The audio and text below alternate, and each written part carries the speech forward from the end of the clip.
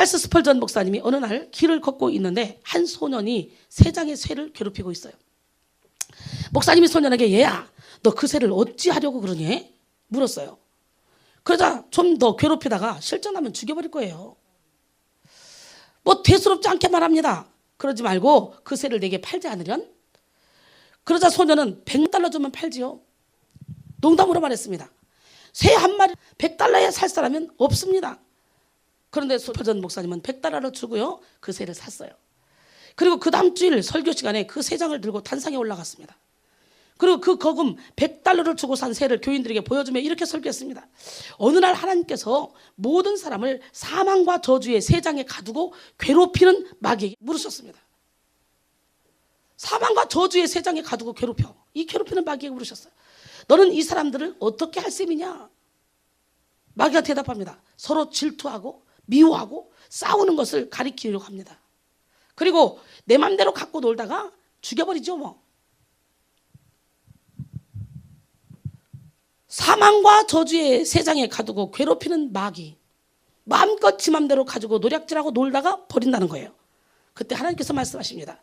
내가 사고 싶은데 얼마면 되겠냐? 마귀가 웃으며 대답합니다. 아이고 이것을 사서 뭐 하려고요? 이 사람들은요 당신의 말씀을 거역하고 배반한 그런 존재 아닙니까? 그래도 사시겠다면 당신의 외아들 예수님의 목숨을 내놓으시오. 그때 하나님께서는 그의 외아들 예수 그리스도의 피와 목숨을 내어주고 우리를 마귀의 손에서 샀습니다. 그리고 우리를 자유케 하셨습니다. 천국을 훨훨 날게 하셨습니다. 그런데 스펄전 목사님은 세 장의 새를 꺼내서 천장으로 던졌어요. 던지면서 이렇게 말했다고 합니다. 오 우리 영혼이 벗어났도다. 사냥꾼의 올무에서 새같이. 난 여러분의 영혼이 사냥꾼의 올무에서 새같이 벗어나는 역사가 일어나길 소원합니다. 사랑하는 성도 여러분, 우리도 사실 새 장에 갇혀있던 새처럼 죄의 감옥에 갇혀있던 존재는 아닙니까? 우리는 그 안에서 사탄의 소나기에 시컷 조롱당하며 괴롭힘 받다가 영원히 멸망당할 수밖에 없습니다. 그러나 하나님께서 자신의 아들을 희생시키시는 그 엄청난 값을 치르시고 우리에게 자유를 허락해 주셨어요. 에베소 2장 1절로 6절 보니까 그는 허물과 죄로 죽었던 너희를 살리셨도다. 그때 너희는 그 가운데서 행하여 이 세상 풍조를 따르고 공중의 권세 잡은 자를 따랐으니 곧 지금 불순종의 아들들 가운데 역사하는 영이라. 전에는 우리도 다 그 가운데서 우리 육체의 욕심을 따라 지내며 육체와 마음이 원하는 것을 하여 다른 이들과 같이 본질상 진노의 자녀였더니 긍휼이 풍성하신 하나님 우리를 사랑하신 그 큰 사랑을 인하여 허물로 죽은 우리를 그리스도와 함께 살리셨고 또 그 함께 일으키사 그리스도 예수 안에서 함께 하늘에 앉혀놓으셨다 그랬어요. 여러분 우리는 보통 사람 아니에요. 주님의 핏값으로 사셨고요. 주님 우리를 함께 하늘에 앉혀놓으셨어요. 고린도전서 6장 19절로 20절 보니까 너희 몸은 너희가 하나님께로부터 받은 바 너희 가운데 계신 성령의 전인 줄 알지 못하느냐? 너희는 너희 자신의 것이 아니라 값으로 산 것이 되었으니 그런즉 너희 몸으로 하나님께 영광을 돌리라 그랬어요. 우리는 주님의 핏값으로 사신 바 된 하나님의 것입니다. 옆 사람마다 당신은 당신의 것이 아닙니다. 하나님의 것입니다. 당신의 몸으로 하나님께 영광을 돌리십시오. 아멘. 내 틀을 깨지 못하면 365일 훈련받고 여기 앉아서도 필요 없어요. 제가 철저히 느끼는 것은 나이 먹은 사람은 아무리 가리키고 또 가리키고 두드러 패고 해도 이게 안 돼요. 그런데 어린 사람은 저절로 말씀 듣고 따라오더라고요. 우리 백성교회는 지금요 60% 이상이 청년들이에요. 놀래봐. 60% 이상이 청년들이고 30, 40대. 교회가 젊어야 뭐가 교회가 돌아가는 거예요. 생동감 있는 거예요. 난 여러분의 영성이 젊어지길 원해요. 청년의 때를 회복하길 원해요. 기적의 하나님은 살아계셔요. 예, 힘이 있어야 돼. 힘이 있어야 일을 할 거 아니야. 요한복음 8장 31절로 36절 보니까 그러므로 예수께서 자기를 믿은 유대인들에게 이르시되 너희가 내 말에 거하면 참으로 내 제자가 되고 진리를 알지 진리가 너희를 자유롭게 하리라. 할렐루야. 예, 예수께서 진리가 너희를 자유롭게 하리라 그러니까 뭐라고 말합니까? 그들이 대답하되 우리가 아브라함의 자손인데 남이 종된 적이 없는데 뭐 어쩌이 우리를 자유롭게 한다고 그러냐 이렇게 말합니다. 예수께서 대답하시되 진실로 진실로 너희에게 이르노니 죄를 범하는 자마다 죄의 종이라. 종은 영원히 집에 거하지 못하되 아들은 영원히 거하나니 그러므로 아들이 너희를 자유롭게 하면 너희가 참으로 자유로우리라 그랬어요. 예. 요한일서 3장 8절에 보니까 죄를 짓는 자마다 마귀에게 속한다고 했어요. 마귀는 처음부터 범죄함이라. 하나님의 아들이 나타난 것은 마귀를 멸하려 하심이라 그랬어요. 오늘 본문은 18년 동안이나 꼬부라져 조금도 펴지 못하는 한 여인이 예수님께 고침받는 그런 사건입니다. 오늘 매임에서 푸는 것이 합당하지 아니하냐. 시작. 매임에서 푸는 것이 합당하지 아니하냐. 나는 여러분 모든 매인 것에서 풀어져서 자유하기를 원합니다. 자존심에서 여러분 해방되기를 원합니다. 여러분의 생각의 틀에서 해방되기를 원합니다. 예, 역대하 16장 9절에 보니까 여호와의 눈은 온 땅을 두루 감찰하사 전심으로 자기에게 향하는 자를 위하여 능력을 베푼대요. 믿으십니까? 빌립보 3장 8절로 9절 보니까 또한 모든 것을 해로 여기면 내 주 그리스도 예수를 아는 지식이 가장 고상하기 때문이라. 내가 그를 위하여 모든 것을 잃어버리고 배설물로 여기면 그리스도를 얻고 그 안에서 발견되려 함이니. 예수 안에서 발견돼야 돼요. 그렇기 위해서는 내 모든 것을 배설물로 여겨야 돼. 자존심도 내려놔야 돼요. 여러분 변해야 돼요. 변해야 돼요. 구습을 따르지 말아야 돼요. 이전 것은 지나갔어요. 그래서 사도 바울처럼 모든 것을 배설물로 여기고 예수 안에 발견되기를 원하는 할렐루야. 그런 기적의 주인공이 되셔서 모두가 다 발견되기를 소원합니다.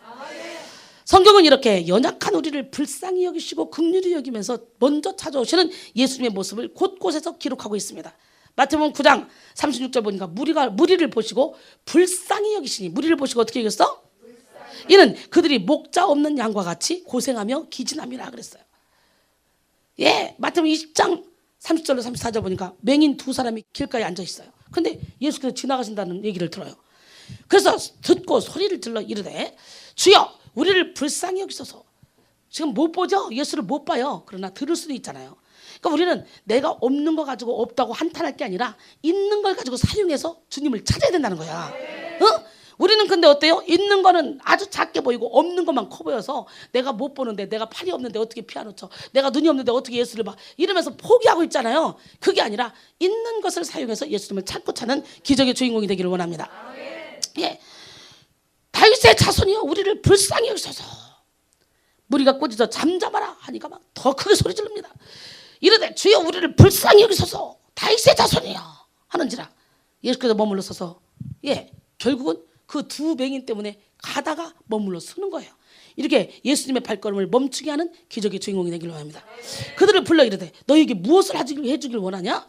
그랬더니 이르되 주여 눈 뜨기를 원하나이다.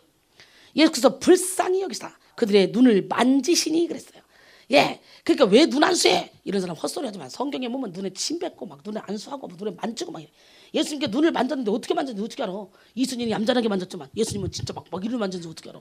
모르는 거야. 예수께서 눈을 만지시니 곧 보게 되어 그들이 예수를 따르니라 그랬어요. 아멘? 누가 보면 7장 13절에 주께서 과부를 보시고 불쌍히 여기사 울지 말라 그랬대요. 불쌍히 여겼대요. 빌립보 2장 27절에 그가 병들어 죽게 되었으나 하나님이 그를 긍휼히 여기셨고 그것뿐 아니라 또 나를 긍휼히 여기사 내 근심 위에 근심을 면하게 하셨느니라 그랬어요. 오늘 주님이 여러분을 불쌍히 여기시고 주님이 여러분을 긍휼히 여기시면 그러면 끝나는 거예요. 인생. 아멘? 근심을 면하게 해주시는 거예요. 염려 걱정을 면하게 해주시는 거예요. 로마서 9장 15절에 모세에게 이르시되 내가 긍휼히 여길 자를 긍휼히 여기고 불쌍히 여길 자를 불쌍히 여기리라 그랬어요. 그러니까 우리 하나님이 하나님 앞에 잘난 척 하면서 하나님 나 이 정도면 됐습니다. 이게 아니에요. 이게 아니에요.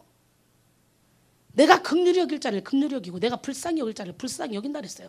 그러기에 우리는 하나님 나를 긍휼히 여겨주세요. 하나님 나를 불쌍히 여겨주세요. 이 기도가 중요해요. 아멘. 긍휼은 히브리어로 라함이라고 합니다. 라함. 시작. 이 말에는 창자 혹은 내장, 자궁이라는 뜻이 담겨 있어요. 하나님이 우리를 긍휼히 여기신다라고 할 때 바로 이 원문의 본래 의미는 내 창자가 끊어지는 마음으로 너희들 불쌍히 여긴다 이거예요. 창자가 끊어지는 마음으로 불쌍히 여긴다. 우리가 힘들고 지쳐 낭망하고 넘어져 일어날 힘 전혀 없을 때 그때라도 못 자국난 그 손길이 여러분을 어루만져 주십니다. 기적의 하나님은 살아계셔요. 누구든지 영적 전쟁을 통해서 이걸 통과한 후에 영적 거장이 되는 것이 전쟁 없이 그냥 거장되지는 않습니다. 그러니까 방법은 다 다양하게 다 틀리게 오지만 영적 전쟁을 통해서 우리 이종길 목사님 그러시더라고. 오늘 설교 중에 나도 옛날에 그 영적 전쟁인지 뭔지도 모르고 막 꿈속에서 전쟁을 치르고 막 눌리고 막 이런 일이 많았다. 그 옛날에 그때는 영적 전쟁인지도 몰랐다. 알고 보니까 그 전쟁을 거쳐왔더라. 이런 간증을 하시더라고. 오늘 예, 누구나 다 그런 전쟁을 거칩니다. 아멘. 그걸 거쳐야 됩니다. 거기서 헤어나와야 됩니다. 왜? 우리가 태어날 때부터 사르크스, 이 죄의 속성을 가지고 태어나기 때문에 이 죄를 뚫지 않으면 우리가 하나님을 만날 수도 없고 하나님의 일을 할 수도 없습니다. 그러니까 주의 종들이라면 나도 모르는 사이에, 본인도 모르는 사이에 이미 하나님이 영적 전쟁을 시켰고 나중에 지나고 보니까 그게 전쟁이었구나 깨달아 알게 되는 거예요. 힘들고 지쳐 낭망하고 넘어져 일어날 일 전혀 없을 때 조용히 다가와 손잡아 주시며 나에게 말씀하시네. 나에게 실망하며 내 자신 연약해 고통 속에 눈물 흘릴 때 못자국 난 그 손길 눈물 닦아주시며 나에게 말씀하시네. 간절한 마음으로 너는 내 아들이라, 너는 내 아들이라. 오늘날 내가 너를 안노라. 너는 내 아들이라. 나의 사랑하는 내 아들이라. 언제나 변함없이 너는 내 아들이라. 나의 십자가 고통 해산의 그 고통으로 내가 너를 낳았으니 너는 내 아들이라. 오늘날 내가 너를 낳고다. 너는 내 아들이라. 나의 사랑하는 내 아들이라. 아멘. 예, 이렇게 먼저 찾아오시는 예수님의 은혜로 오늘 본문의 이 여인도 고침을 받게 된 거예요. 오늘 여러분, 나는 꼬부라지지 않았는데요. 아니, 내가 볼 때는 다 꼬부라져 있어. 영적으로 다 꼬부라져 있어. 그렇기 때문에 무조건 무슨 얘기를 들어도 자기 입장에서만 들어. 상대방의 입장을 생각을 안 해. 그리고 왜곡되게 들어. 사람이 말할 때 폭넓게 전체를 들을 줄 모르고 왜곡되게 들어. 그게 인간의 모습이에요. 오늘 그 모든 편견을 다 깨부시고 기적의 하나님, 능력의 하나님, 살아계신 하나님 앞에 온전히 바로 서는 기적의 주인공이 되기를 원합니다. 아멘. 예수님이 이 여인을 보시고 안수하시니 여자의 구부러진 몸이 펴졌다는 거예요. 뭐 했더니? 예, 13절에 보니까 안수하시니 여자가 곧 펴고 하나님께 영광을 돌리는지라 그래요. 그러나 이 여인이 고침받은 것을 못마땅하게 여기는 사람이 있는 거예요. 항상 은혜의 자리에 있으면 같이 왔는데 나보다 더 믿음이 없는 사람, 내가 전도해 왔는데 얘는 고쳐지고 나는 안 고쳐져. 그러면 못마땅히 여겨요. 내가 전도해 왔는데 얘가 막 교회에 더 열심히 해서 성도들한테, 목사님한테 인정받으면요, 나중된 자가 먼저 된다더니 그건 좋은 거잖아요. 근데 웃겨. 그러면서 얘가 그래서 열심히 하려고는 손발을 묶어요. 사촌이 땅을 사면 배 아픈 거야. 그러니까 이렇게 친하면 네 교회는 못 되고 내 교회는 잘 돼야 되고, 나하고 전혀 관계없는 이 사람은 너는 잘 돼도 괜찮아. 관계없어. 질투가 안 나. 맞아 안 맞아? 그러니까 차라리 얘한테 가는 꼴은 못 봐도 저쪽으로 가는 꼴은 볼 수 있어. 그게 뭐냐고 그게 도대체. 아니 사실 사촌이 부자가 되면 내가 힘들 때 손이라도 뻗칠 수 있고 밥이라도 얻어먹을 수 있잖아. 내가 친한 사람이 부자가 되고 내가 친한 교회가 부흥이 되면 그게 기뻐해야지 왜 배 아파하냐고. 그 사람들이 심보가 참 희한하지 않아요? 막 짜증이야 진짜. 하나님은 살아계신데 여러분, 회당장이 배가 아파합니다. 회당장이 말이 됩니까 이게? 회당장은 제사장은 아니었지만 평신도 계열로서 회당을 담당하고 있는 지방 장로회의 우두머리였어요. 그는 집회 인도와 회당 건물 유지, 보존의 책임을 맡았으며 누구든지 율법 낭독이나 설교를 하기 위해서는 이 회당장에게 허락을 받아야 돼요. 오늘 회당장은 율법주의적 선입견을 가지고 예수님을 비판하고 있어요. 지금 당시 안식일에 병 고치는 일은 어떻게 해요? 긴급한 환자에게만 허락되었다고 합니다. 그 당시에는 긴급한 환자에게만. 회당장이 이런 인습과 선입관에 묶여서 평생을 만성적인 질병으로 고생하는 이 여인을 치료하신 예수님을 비판하는 거예요. 왠 줄 알아요? 이 말씀에 근거해서 출애굽기 20장 9절로 10절 보니까 엿새 동안은 힘써 내 모든 일을 행할 것이나 일곱째 날은 내 하나님 여호와의 안식일인즉 너나 내 아들이나 내 딸이나 내 남종이나 내 여종이나 내 가축이나 내 문 안에 머무는 객이라도 아무 일도 하지 말라. 이 말 때문에 지금 묶여가지고 안식일에 병 고치는 것까지도 정죄하고 판단하고 하지 못하게 하는 거예요. 율법에 묶여서. 근데 하나님의 본질의 뜻을 모르는 거예요. 자신의 생각의 틀에 묶여있는 사람은 문자 그대로 보고 해석하고 거기서 끝납니다. 그러니까 해결이 안 돼요. 융통성이 있어야 돼, 사람이. 본질을 보지 못해, 본질을. 하나님이 가장 기뻐하시는 것이 무엇인지 도무지 깨닫지 못하는 거예요. 한 영혼을 귀히 여기며 불쌍히 여기는 하나님의 마음은 온데간데 없고 자신의 잣대로 판단하고 정죄하기에 바쁘다는 거죠. 지금 이 회당장도 환자가 치료받아 자유함을 얻은 것을 보고 기뻐하는 것이 아니라 자신들의 율법의 잣대로 열심히 옳고 그름을 판단하느라고 바쁩니다. 그러나 하나님은 중심을 보시고 또 아시는 분이에요.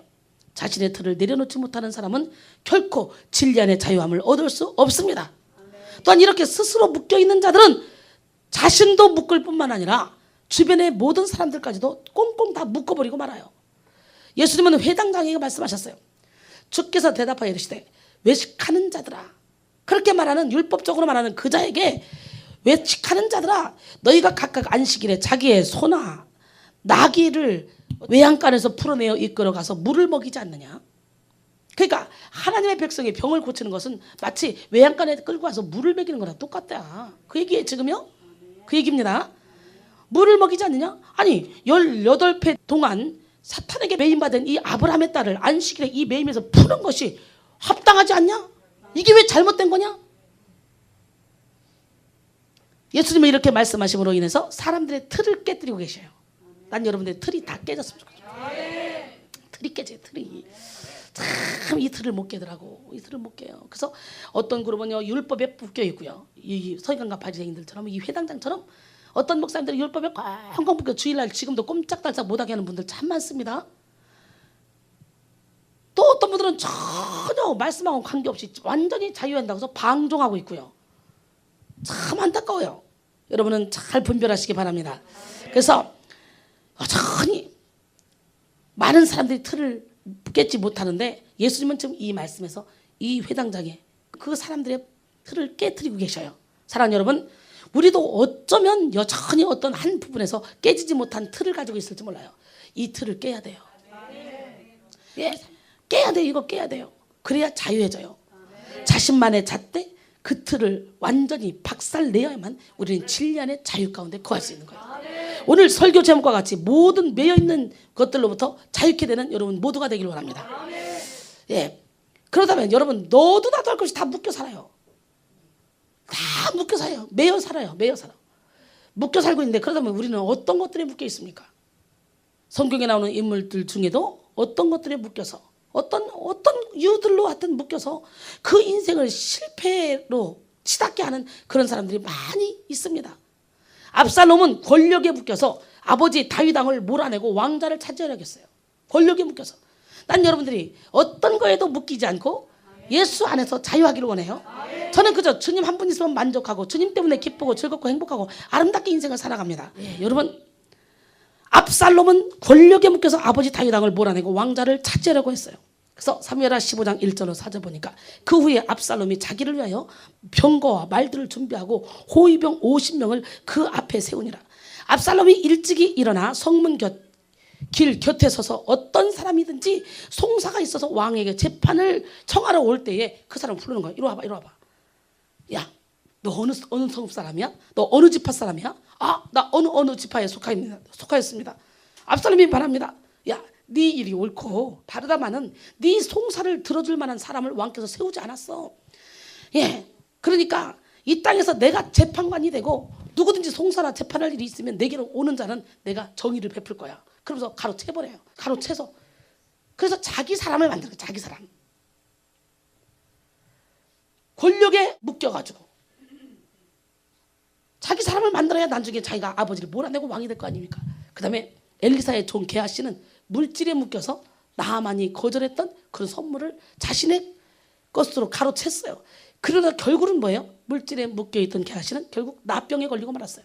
나하만이 걸렸던 그 병이 어디 가서 요단강물에서 씻고 깨끗이 해결되고 가고 있어. 쫓아가. 주인이 안 받았잖아. 억울하잖아. 내가 그걸 꼭 받아오리라. 쫓아가서 말합니다. 선자의 제자 중에 두 사람이 왔어요. 두 청년이 에브라임 산지로부터 두 청년이 왔는데 그 사람들에게 은 1달란트와 옷 2벌을 달라고 우리 선생님이 그랬어요. 그러고 쫓아옵니다. 그러니까 나하만이 그래? 그러면 은 2달란트를 받아라. 그러고는 옷 2벌을 줘요. 그걸 갖다가 숨깁니다. 그리고 아무렇지도 않죠. 다 가요. 그러니까 어떻게 해요? 엘리사가 물어봐요. 어디 갔다 오니? 나 어디도 안 갔다 왔는데요. 야, 한 사람이 수레에서 내려서 너를 맞이할 때 네 마음이 함께 가지 않았냐? 지금이 어찌 은혜를 받을 때며 옷을 받으며 감람원이나 포도원이나 양이나 소나 남종이나 여종을 받을 때냐? 그러므로 나만의 나병이 내게 들어 내 자손에게 미쳐 영원토록 이르리라. 하니 게하시가 그 앞에서 물러나오매 나병이 발하여 눈같이 되었다 그래요. 야, 욕심부리면 이런 역사가 일어나. 우리는 모든 묶임에서 자유함을 얻어야만 진정한 승리자가 될 수 있습니다. 그렇다면 구체적으로 우리가 무엇에 묶여 있는지 한번 살펴봐야 되겠죠. 첫 번째, 세상에 묶여 있어요. 세상. 야고보서 4장 4절로 5절 보니까 가늠한 여인들아, 세상과 벗된 것이 하나님과 원수됨을 알지 못하느냐? 그래서 누구든지 세상과 벗이 되고자 하는 자는 스스로 하나님과 원수되는 것이라 그랬어요. 예, 물론 이 세상 자체가 나쁜 것은 아닙니다. 하나님이 세상을 이처럼 사랑해서 독생자까지 주셨어요. 그리고 이 세상은 우리가 살고 있는 곳이에요. 우리는 세상을 떠나서는 살 수 없어요. 그러나 이 말씀을 통해 말씀드리고 싶은 세상의 의미는 공중 권세 잡은 악한 영이 주관하고 있는 세상이라는 거죠. 에베소 6장 12절에 우리의 씨름은 혈과 육을 상대하는 것이 아니요 통치자들과 권세자들과 이 세상 이 어둠의 세상 주관자들과 하늘에 있는 악의 영들을 상대함이라 그랬어요. 요한복음 12장 31절에 보면 이제 이 세상에 대한 심판이 이르렀으니 이 세상의 임금이 쫓겨나리라 그랬어요.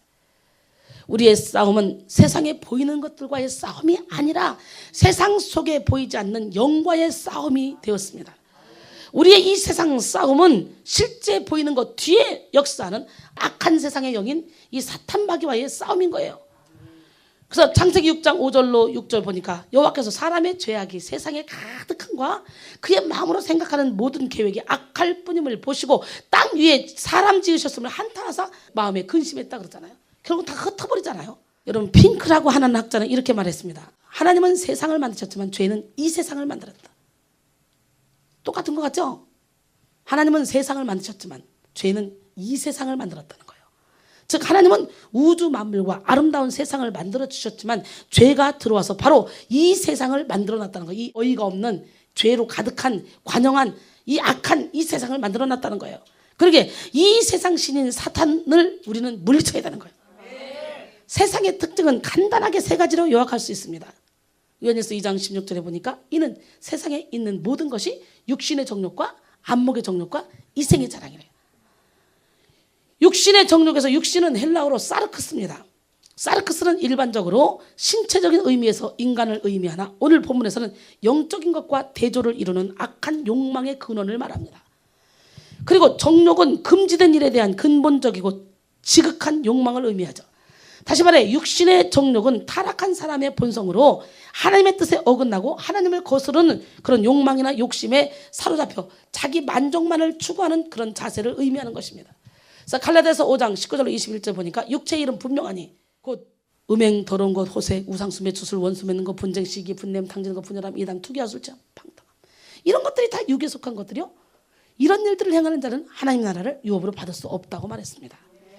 안목의 정욕은 육신의 정욕을 일으키는 것 중 가장 큰 원인의 하나로 무언가를 눈으로 봄으로 유혹을 일으키는 성적인 욕망은 물론 모든 사물을 탐닉하는 그런 욕망, 성적인 욕망은 물론 모든 사물을 눈으로 봄으로 탐닉하는 그런 욕망이에요. 안목의 정욕. 그래서 우리가 세상에 보는 모든 것들이 다 죄잖아요.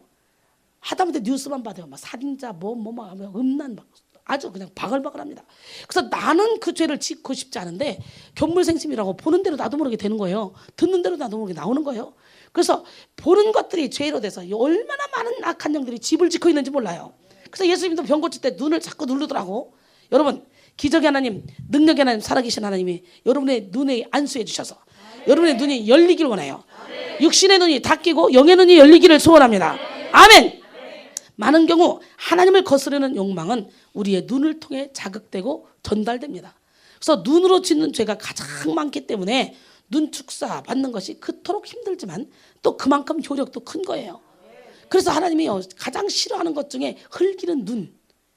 잠언 6장 16절 보니까 하나님이 너무너무 싫어하는 게 교만한 거. 근데 흘기는 눈을 싫어하더라고. 교만한 것도 싫어하고.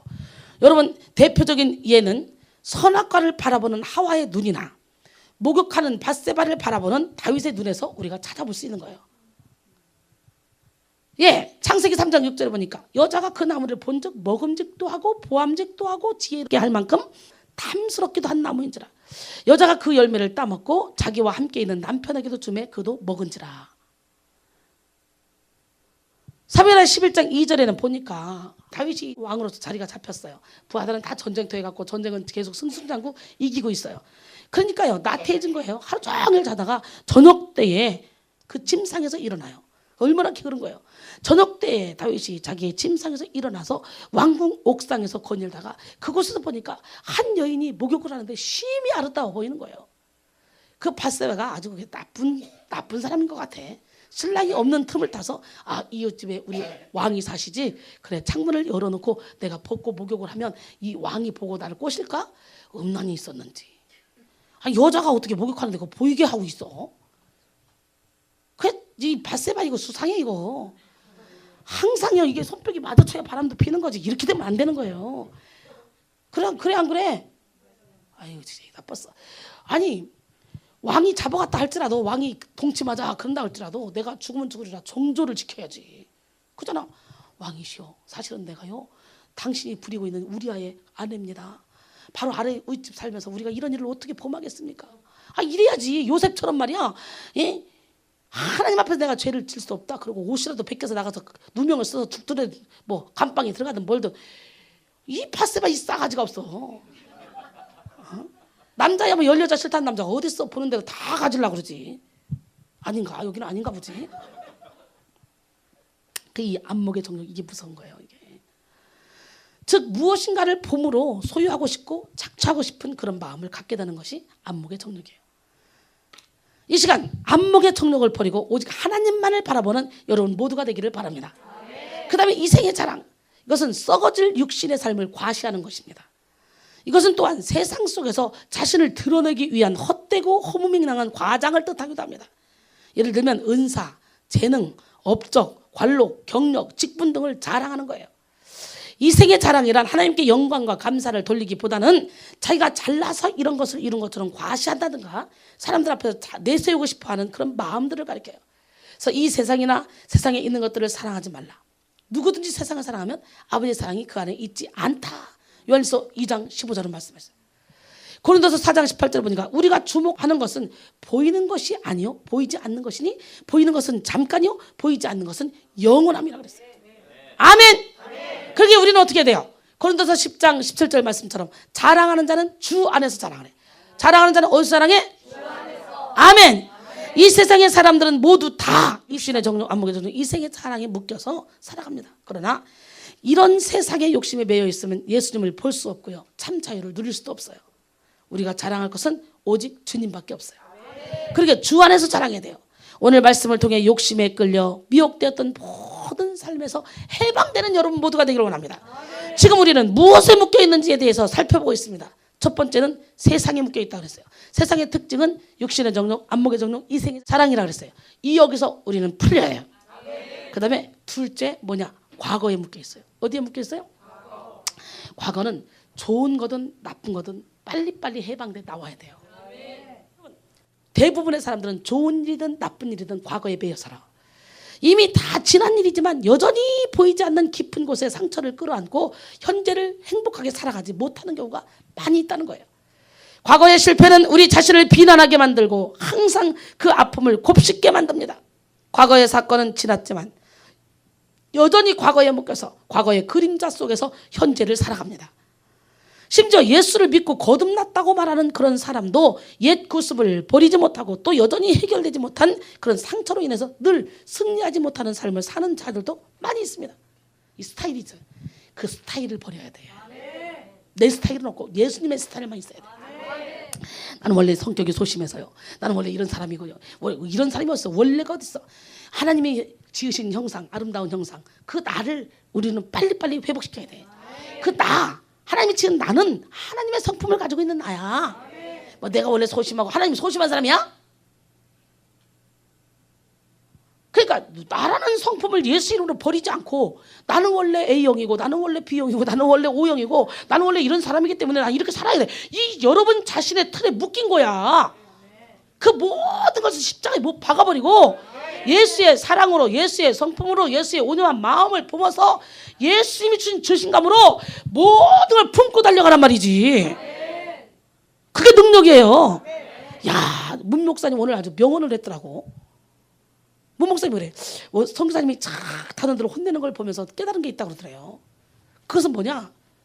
딴 사람은 괜히 시험 들거든. 남의 훈련시키더라고. 그런데 그냥 왜 괜히 지나가다가 남의 일에 어떻게 간섭하는 자는 걔 귀때기 잡는 거래요.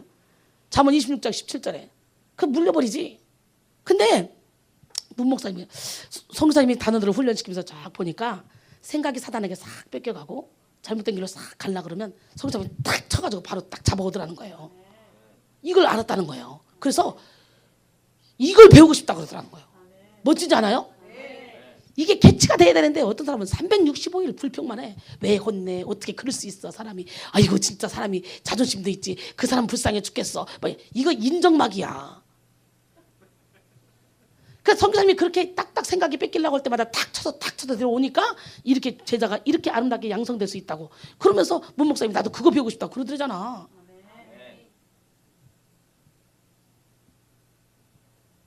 여러분 초등학교 1학년짜리 2학년짜리 3학년짜리 교육 방법이 다 틀려. 대학원생한테 1 더하기 1 가르쳐봐. 문제 내봐. 그 교수 그냥 목 잘려버려. 맞아 안 맞아? 수준에 따라 달라. 근데 대학원생을 지금 막 어려운 걸 가르치고 있는데 초등학교 1학생이 와가지고 막 왜 그렇게 어려운 걸 가르쳐서 그 사람이 힘들게 하냐고 소리 지르면 돼 안 돼? 말이 돼 안 돼? 지금 그 격이라니까. 그래서 그냥 입 다물고 나나 잘하면 돼. 옆 사람 바라보시고 당신이나 다 잘하셔. 니나 잘해. 아우 안타까워 죽었어요 진짜. 내가 훈련시키다 보면 별의별 사람 다 있어요 아주. 여러분 에베소 4장 22절 24절 보니까 너희는 유혹의 욕심을 따라 썩어져가는 구습을 따른 옛사람을 벗어버리고 오직 너희 심령이 새롭게 된 하나님을 따라 의와 진리의 거룩함으로 지으심을 받은 새 사람을 입으라 그랬어. 그런즉 그리스도 예수 안에 있는 자는 결코 정죄함이 없는 자. 예수 안에 있는 자. 이전 것은 지나갔으니 새 것이 됐어. 새 것. 새로운 피조물이 됐다는 거예요. 우리는 예수 안에서 새로운 피조물이. 그러니까 자꾸 이전 것을 바라보고 이전의 삶을 살려고 하지 말고 새로운 피조물답게 살으란 말이야. 새로운 피조물답게 살아야 되는데 새로운 피조물답게 살 때 언제 타라? 막 예수님과 함께 은혜 받고 능력 받고 막 그러면 용서하라 했지 사랑을 했지 오해하라 그랬지 억울한 누명 쓰면 하늘에 상급이 쌓아진다 했지 오예 그러다가 이순이 떨어지면 혼자 이렇게 은혜 떨어지고 기도 좀 안 하다 이렇게 보면 다시 옛날로 돌아가서 옛날에 자기 성격 문제를 그대로 살아. 새로운 피조물로서의 삶을 살라고. 2015년은 여러분 더 이상 이전 것에 매이지 마시고 새로운 피조물답게 살으라고. 네, 이전에는 종이었어. 사탄의 종이었어. 지금은 하나님의 자녀야. 하나님의 자녀답게 왕같이 살으라고요. 할렐루야. 걸작품처럼 살으라고. 과거의 상처는 우리 인생을 시시때때로 실패와 절망으로 몰아가 우리의 영과 육까지도 병들게 만듭니다. 과거의 상처에 매인 사람은 반드시 그 삶 속의 행동이나 태도를 통해서도 그 상처가 드러나게 됩니다. 과거의 상처에 묶인 자들의 특징이 뭐냐? 대인관계의 영역에 있어서 큰 어려움을 가져요. 대인관계가 안 돼요. 착한데 이게 상처가 없이 착해야 되는데 눌러놓고 착한 사람, 이 사람들이 심각한 거예요. 이게 나중에 암병 오기 딱 좋아요. 이건 착한 게 아니에요. 이거는 자기 영혼을 죽이는 거예요. 가식의 옷을 입고 가면을 자꾸 쓰고 자꾸 포장을 하는 거. 포장지. 그러니까 지금 우리 목사님이 사모님을 바라보는데 사모님이 그랬던 것 같아. 근데 지금 확 풀려가지고 환해졌어요. 겉으로 착한 건 착한 게 아니에요. 그러잖아. 입이 시끄러운 사람은 속이 조용하고 속이 시끄러운 사람은 입이 조용하다고. 예, 입이 시끄러워서 남에게 작 피해를 줄 수 있어요. 남에게 상처를 줄 수 있죠. 그러나 차라리 입 시끄러운 사람이 자기 신상에 좋아. 입 시끄러우면 남에게 피해를 준다 할지라도 자기 영혼에는 이익이라니까. 왜? 불어내니까 이 영혼에 상처를 안 입혀. 근데 이걸 또 눌러야 돼. 나는 주의 종이야. 나는 목사님 자녀야. 나는 누구야. 그래서 막 눌러. 그리고 착한 신드롬에 빠져 착한 척에 가식의 옷을 입고. 그러니까 남들이 보니까 착하다 그러니까 이제 그 착하다는 소리를 들으려고 더 눌러 말이야. 더 눌러. 그러면 나중에 이게 폭발해버려. 우울증 걸려 이거. 오늘 여러분 꾹꾹 눌러놓는 사람 예수 이름으로 풀어내. 그게 여러분이 사는 비결이야. 아, 나는 원래 성품이 남에게 그렇게 어려운 소리를 못하는 거예요. 그럼 지 영혼 죽이는데? 내 영혼 죽여서 광야에서 메말라가지고 그냥 뼈다귀만 남아 떼글떼글 굴르게 다 꼬부라져. 이 지금 몇십 년 동안 막 꼬부라져 조금 더 펴지 못하는 이런 사람보다 더 심각한 꼬부라져. 그럼 내 영혼이 그러고 있는데 오늘 여러분의 영혼을 살려. 여러분의 영혼을 풀어내. 아멘. 그래서 이걸 남에게도 풀지 말고 기도해서 하나님께 풀고 하나님께 상급을 구하고 확 털어내야 돼요. 남에게 상처 줘서 남을 잡아뜨리면 안 되잖아. 그러니까 남에게도 풀지 말고 내 아이들 끌어놓지도 말고 하나님께 풀어내는 지혜로운 성도가 되기를 소원합니다. 과거의 상처에 매인 사람은 반드시 그 삶 속에 행동이나 태도를 통해서도 그 상처가 다 드러나게 돼 있어요. 이 상처는요, 봐요. 내가 가시가 있으면 가시가 옆 사람에게 찔려 안 찔려? 자기는 가만히 있어요. 근데도 사람들이 옆에 왔다가 팔짱 끼려고 왔다 갔다 아이고 아파 도망가. 그러면 난 가만히 있었는데 왜 그러죠? 나 어떻게 안 해도 사람들이 나하고 친해지려고 왔다가 아 보고 도망간다니까. 상처는 또 다른 법이 돼서 내 안에서 나가서 사람들을 찌르고 다닌다는 거예요. 그래서 상처가 있는 사람은 혀 밑에 독이 있어서 무슨 말을 해도 오기로 알아듣고 무슨 말을 해도 오기로 해. 그래서 사람들에게 상처를 슉슉 줘버려. 그래서 차라리 칼로 벤 상처는 빨리 아물지만 말로 벤 상처는 평생 간다잖아요. 여러분의 혀에 아름다운 말. 근데 또 문제는 뭐예요? 아름다운 말을 해줘도 본인이 상처로 똘똘똘 뭉쳐있는 사람은 또 상처를 받더라고. 본인이 열등감이 많고 죄책감이 많고 상처가 많으면 자기를 칭찬하는 말도 상처로 받고 자기를 사랑해서 하는 말도 상처로 받고 모든 것을 다 상처로 받는 거예요. 그래서 오늘 그 상처를 예수 이름으로 뽑아내야 돼요. 아멘. 그래서 대인관계의 영역에 큰 어려움을 겪게 되는데 여러분 상처가 많은 사람은 지나친 지배욕, 소유욕을 보여요. 반면에 극도로 의존하는 경향도 보입니다. 또 참된 사랑과 애정을 주거나 받아들이는 것을 어려워합니다. 봐요. 내가 인간관계를 하는데 나 참 인간관계를 못한다 하는 사람들은 여러분 안에 상처를 바라봐야 돼. 오늘 그거 뽑아내야 돼. 내 스타일하고만 어울려. 나하고 조금만 틀리면 딱 무시해버리고 외면해버리고 인간관계를 안 해. 그러다 보면 내가 살다 보면요 꼭 내 스타일만 만나는 건 아니야. 항상 인간관계 벽이 부딪히게 돼. 인간관계의 벽에 부딪히면 사업도 또 안 되고 교회에서 무슨 관계도 안 되고 세상 살아가기가 힘들어. 왜 세상에는 다양한 사람들이 있거든요. 그 다양한 사람과 합력하여 선을 이루며 살려고 그러거든요. 주님은. 그렇기 때문에 내가 이 사람하고 통과하지 못하잖아. 그러면 끝나고 딴 사람에게 좋은 사람한테 붙여주면 좋겠지만 다음에 이 사람보다 더한 사람 또 붙여놔. 맞아 안 맞아? 여러분 평생 살아오면서 그랬어 안 그랬어? 그러다 보니까 어떤 사람은 뚫고 갈 수 있는 힘만 있으면 다 뚫고 가는 거야. 다. 그러면 인생이 멋지고 그러기 때문에 진리 안에 자유 가운데 거하는 거예요. 그 다음에 상처에 묶여있는 사람은 뭐예요? 열등감과 빈곤한 자아사를 가지고 있어. 나는 아무것도 없지만 주님이 나와 함께 하시기 때문에 나는 뭐든지 할 수 있다.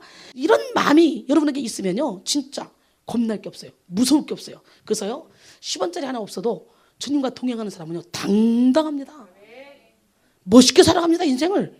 근데 막 돈이 많아도 열등감이 많고 죄책감이 많고 상처가 많은 사람은요, 누가 지나가다가 아무 말만 하면 괜히 지가 자빠지고 지가 억울하다 그러고 속상하다 그러고 떼때 굴르고 그래요. 그러나 아무것도 없어도 당당해. 하나님 안에 있는 사람은요, 막 누명을 씌우면 예. 제가 몰라서 그렇지. 그래. 제가 영적으로 모르니까 그럴 수밖에 없어. 예. 그러고는 다 품어냅니다. 그러니까 사탄이가 더 이상 가지고 놀지 못해요. 그래서 진리 안에 자유 가운데 거하는 거예요. 예를 들어 심한 부끄러움, 다른 사람들을 향한 매우 비판적인 태도, 자신을 증명하려는, 인정받으려는 그런 계속적인 노력, 실패에 대한 과도한 두려움 등으로 나타나는 거예요. 그 다음에 삶에 대한 비관적인 관점을 가집니다. 부정적인 말과 태도에서부터 시작해서 우울한 혹은 병적인 그런 성격의 강압적인 사고, 심한 경우에는 깊은 우울증이나 자살하는 상태까지 이르게 돼요. 그 다음에 하나님을 자주 의심합니다. 저 사람은 하나님께 사랑받는다고 하는데 나는 아무래도 하나님이 나를 사랑하지 않는 것 같아. 내 영혼의 결박이 풀리지 않는 거 보니까 나는 기도해도 필요 없는 것 같아. 그냥 좌절하고 말아. 이렇게 상처에 매여 있는 사람들은 그리스도인의 감정의 문제에 있어서도 시시때때로 구원에 대한 확신을 잃어버려요. 그리고 의심합니다. 진짜 하나님이 살아계신 거야? 우리는 인생을 살면서 수많은 것에 매여 삽니다. 우리는 그 모든 묶인 것들을 풀어야만 돼요. 권력에 묶이고 물질에 묶이고 인간관계에 묶이고 막 건강, 어떤 사람은 건강에 묶여가지고 물도 막 가지고 끓이고 돌아다녀. 그 생각의 틀을 깨야 돼. 생각의 틀을 예수 이름으로. 얼마나 그 생각이 무서운지 몰라요. 우리는 자유해야 돼요. 풀려야 돼요. 모든 묶임에서 풀려야 돼요. 그렇다면 자유는 뭐예요? 자유는 외부적인 구속이나 무엇에 얽매이지 아니하고 자기 마음대로 할 수 있는 상태를 말해요. 사람들은 자유를 위해 싸웁니다. 자본주의 사회에 대한 가장 강력한 비판자로서 철학과 역사학 그리고 사회과학의 여러 분야에 대해서 방대한 저술을 남겼던 칼 마르크스에 대한 유명한 예화가 있어요. 1880년 여름 영국의 램즈게이지 해변에서 미국의 저널리스트 존 스윈턴은 노인이 된 마르크스에 대해 다음과 같이 수례합니다. 우리는 바닷가에서 잔을 부딪히며 세상, 사람, 시간, 사상에 대해서 이야기를 나눴다. 기차를 기다리는 사람은 없었고 밤은 목전에 다가왔다. 이 시대와 또 다른 모든 시대의 황폐와 이야기들에 대해서 그리고 황혼에 대한 그런 이야기를 생각하다가 나는 존재를 최종적으로 지배하는 법칙이 무엇인가 라는 질문을 떠올렸다. 존재를 최종적으로 지배하는 법칙이 무엇인가라는 그런 질문을 떠올렸다. 나는 이 현자에게 답을 구하고 싶었다. 침묵이 흐르고 나는 이 혁명가이자 철학자에게, 누구에게? 칼 마르크스에게 다음과 같은 숙련적인 질문을 던졌다. 무엇입니까? 나는 그렇게 물었고 그는 낮고 엄숙한 목소리로 대답했다. 투쟁이지. 사랑하는 성도 여러분, 그러나 마르크스의 투쟁의 결과는 지금 공산주의를 낳는 결과를 가져왔어요. 자유를 위해 많은 사람들이 투쟁해 왔지만 진정한 자유를 얻지 못했습니다. 참된 자유를 맛보지 못했습니다. 왜냐하면 참된 자유는 진리로부터 나오기 때문이에요. 여러분, 보헤미아의 새벽별로 불리는 얀 후스는 진리를 위해 싸웠던 순교자입니다. 그는 체코어, 라틴어로 수많은 글을 남겼으며 설교만 3,000편이 넘었어요. 그의 설교는 교회 개혁과 사회 윤리에 대한 것이었고 평민들로부터 왕족과 귀족에 이르기까지 다양한 사람들이 그의 설교를 들으며 열광했습니다. 그가 교회의 면죄부 판매에 대해서 신랄하게 비판하자 교황, 왕, 그리고 귀족, 교회 지도자 등 기독교층이 그를 강력하게 견제하기 시작했어요. 드디어 후스는 프라하에서 모든 교회 활동을 금지당했습니다. 그러나 그는 부패한 교회의 기득권 세력과 타협하지 않고 들판과 광장에서 민중을 향해 진리를 설교했고 로마 교회의 잘못을 지적한 라틴어로 쓴 명저 교회론을 출판했습니다. 교황청은 후스를 이단자로 몰며 소환했어요. 교황청은 그를 감옥에 가두고 그가 행한 교회 비판을 무조건 처리할 것을 요구했습니다. 그러나 그는 이를 거절하고 하나님의 말씀과 진리에 대한 순종의 길을 택했습니다. 후스는 변론할 기회나 대화할 기회도 얻지 못한 채 이단자로 판결받아서 1415년 7월 6일 이단자의 누명을 쓴 채 화형대에 목에 매달려 숨지게 됐죠. 사형을 당했어요. 체코의 수도 프라하의 이 바틀라프 광장에 얀 후스의 동상이 우뚝 서 있는데요. 동상 아래에는 그가 화형을 당하면서 남긴 유명한 말이 적혀 있습니다. 신실한 기독교인이여, 진리를 찾으라, 진리를 들으라, 진리를 배우라, 진리를 사랑하라, 진리를 말하라, 진리를 지키라, 죽기까지 진리를 수호하라. 그것은 진리가 너를 죄와 악마와 영혼의 죽음과 마침내 영원한 죽음으로부터 자유케 하기 때문이다. 멋있잖아요. 옛날에는요, 제대로 된 기독교인들은요 다 화형당하고 이렇게 얼마나 많은 사람들이 순교를 당했는지 몰라요. 그렇습니다. 우리는 진리 안에서 참된 자유를 누려야 돼요. 어디서? 모든 묶였던 것에서 자유를 누려야 됩니다. 오늘 본문에서 여인은 사탄에게 매인받았어요. 예수님의 가장 큰 사명은 사탄에게 매여있는 이 불쌍한 여인을 조금이라도 빨리 해방시켜주는 거였어요. 주일날 눈에 확 들어왔기 때문에 그 눈에 들어온 즉시 고쳐버리는 거였어요. 이와 같이 예수님은 사탄에게 매여 참된 자유를 누리지 못한 채 영적으로 병들어 있는 여러분도 빨리 해방시키길 원해요. 그래서 지금 주님의 눈에 발견되기만 하면 이 자리에서 촥 여러분을 해방시키길 원하시는 줄 믿습니다. 진리 안의 자유 가운데 거합시다. 아멘. 그리고 나아가 여러분을 통해 사탄에게 매인 수많은 영혼들을 자유케 만드는 귀한 역사를 일으키기를 원하십니다. 신학자 에밀 브루너는 이렇게 말했습니다. 인간은 자유롭다. 그러나 그 자유는 하나님께 얽매일 때 비로소 자유한 것이다. 예, 하나님께 얽매여 버리면 자유해져요. 진리 안에 들어가면 자유해져요. 근데 우리가 자꾸 자유하려고 하나님을 멀리하잖아. 아유, 주일날 놀아야 되는데 11시 예배 묶이는 거 싫어. 그래서 교회 안 가. 이런 사람 많습니다. 저도 처음에 11시 예배 묶이는 게 싫어서 교회 안 가다가 교회 가야 될 수밖에 없어서 어떻게 간 줄 알아요? 오후 3시 예배 갔어요. 순복음교회 비디오 예배. 11시 묶이기 싫어서. 근데요, 시간이 가면 갈수록 묶이는 게 행복한 거더라고요. 묶이는 게 진짜 자유더라고. 하나님께 묶이는 게. 그러다 보니까 지금은 24시간 묶여 있어요. 365일 묶여 있어요. 내 시간이 하나도 없어요. 근데 왜 이래? 예수님께만 묶여 있는데 이렇게 행복할 수가 있는가? 어머 세상에. 저를 보세요. 행복해 보여 안 보여? 근데 와서 우리 집에 와서 내가 사는 방식을 보세요. 발바닥 아파서 주물르고 허벅지 아파 주물르고 내 몸도 잘 못 가눠요. 하도 영력을 많이 쏟고 체력을 많이 쏟아가지고 빈 껍데기. 근데 여기만 서봐. 와 힘이 오잖아. 근데 빈 껍데기로 집에서 아파서 앵앵거려도 난 내 영혼은 항상 행복해. 항상 기뻐. 내가 밖으로 나가는 건 얘들 구경시켜줘야 되니까 얘들 지들끼리 나가면 재미없다 하니까 내가 막 억지로 나가주는 거지. 이상하게 주님 한 분으로 만족하고 주님 한 분으로 있으면 끝나. 다른 거 아무것도 필요가 없어. 요한복음 8장에 보면 간음하다 현장에서 잡혀온 여인이 나오죠. 이 여인은 간음죄 때문에 돌에 맞아 죽을 수밖에 없는 위기에 처했습니다. 사람들은 이 여인을 손가락질하면서 멸시와 정죄를 퍼부었어요. 이 여인은 무거운 죄책감, 수치심, 그리고 죽음에 대한 두려움으로 벌벌벌 떨고 있습니다. 죄인된 우리의 모습도 이와 같습니다. 죄는 죄책감과 수치심을 낳습니다. 두려움을 낳습니다. 결국 죽음으로 인도하죠. 로마서 6장 23절 보니까 죄의 싹은 사망이요 하나님의 은사는 그리스도 예수 안에 있는 영생이니라 그랬어요. 할렐루야. 그래서 자꾸 죄책감에 묶이는 거 이거 사탄이가 주는 건데 여기 오면요 못해도 당당하고 잘해도 당당하고 꼴통짓 해도 당당하고 이렇게 바뀝니다. 왜? 저 사람도 그 과정을 겪어왔고 사도 바울도 그 과정을 겪어왔고 나도 지금 그 과정을 겪는 중이야. 나 영적으로 지금 2살이야. 나 양육생이야. 그러니까 똥 싸도 괜찮아. 지금은 양육생이니까. 원장님이 야단 안 쳐. 똥 닦아주고 오줌 닦아주고 그냥 밥 먹여줘. 그래 내가 3살 4살 하면 그때부터 야단 맞지. 야단 맞을 때 되면 내가 양육생이 아니구나. 이제 훈련생이 됐구나. 오예! 이렇게 되는 거예요. 야단 맞는 사람 가지고 막 마음 아파할 필요가 없어. 그 사람은 훈련생이고 자기는 아무리 꼴통돼도 야단 안 쳐. 그러면 기뻐할 필요 없어. 나는 양육생이야. 여러분 훈련생이 좋아? 양육생이 좋아? 그래 언제까지 양육생으로 앉아있을 건데 나는요 아무나 야단 치지 않습니다. 절대로 야단 맞을 만한 그릇이 준비됐을 때 야단 치는 거예요.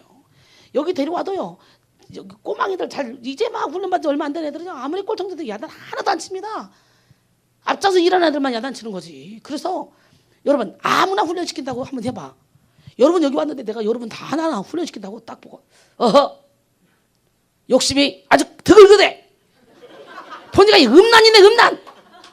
아이 도둑심 보네. 이 사람 사기치네. 여기 앉아있겠어? 못 앉아있겠어? 무서워서 다 도망가. 처음 오자 그러면. 은혜 받고 그러면 혹시라도 속은 막 꼬이고 막 승질나지만 어이씨 하면서라도 어떻게든지 내가 그거 해결하려고 앉아있지만 처음 온 사람 양육생들이라 그렇게 봐. 다 도망가. 훈련생도 대놓고 그래버리면 시험 들어 혼자 속으로. 시험 들지 말아 있으니까 안 드는 척을 해. 그러나 집에 가서 혼자 시험 들어 밤새고. 맞아 안 맞아? 그러니까 사람마다 다 틀려. 훈련시키는 방법이. 죄책감과 수치감은 하나님과 나의 관계를 막습니다. 사람과의 관계도 막습니다. 나의 죄가 들킬까 봐 사람들을 피하게 됩니다. 그럴수록 사탄은 더욱더 정죄하죠. 너 같은 사람이 무슨 일을 할 수 있어? 하나님이 널 사용하실 것 같아? 너는 버림받은 사람이야. 너 같은 사람이 어떻게 주님 앞에 찬양을 해? 기도를 해? 아이고야 웃긴다. 야 전도? 웃기지 마. 사단이가 계속 정죄합니다. 그러나 우리는요, 우리를 참수하는 이 사탄에게 속으면 안 됩니다. 그래 내가 병들었으니까, 내가 부족하니까, 내가 아무것도 모르니까 하나님이 나를 훈련시키려고 여기다 데려놓는 거 아니냐. 이 사탄막이야. 나를 건드리지 마. 이 까불면서 이 참수하는 거 널 쫙. 그래서 뭐야, 계시록 12장 10절에 보니까 내가 또 들으니 하늘에 큰 음성이 있어 이러네. 이제 우리 하나님의 구원과 능력과 나라와 또 그의 그리스도의 권세가 나타났으니 우리 형제들을 참수하던 자, 곧 우리 하나님 앞에서 밤낮 참수하던 자가 쫓겨났다 그래요. 오늘 여러분을 참수하던 자가 지금 쫓겨나야 돼. 누가 뭐라고 하잖아. 여러분 속에서 그래. 여러분 속에서 너는 아무것도 필요가 없어. 너는 구렁이 같은 존재야. 너는 영혼에서 아무 필요 없어. 여기 똑똑한 애 얼마나 많은데, 여기 반주 잘하는 애 얼마나 많은데. 그래가지고 다 뽑아냅니다. 그 모든 악한 영들에게서 여러분은 해방돼야 돼요. 가늠한 여인은 많은 사람들의 정죄와 판단 속에서 예수님께 나왔어요.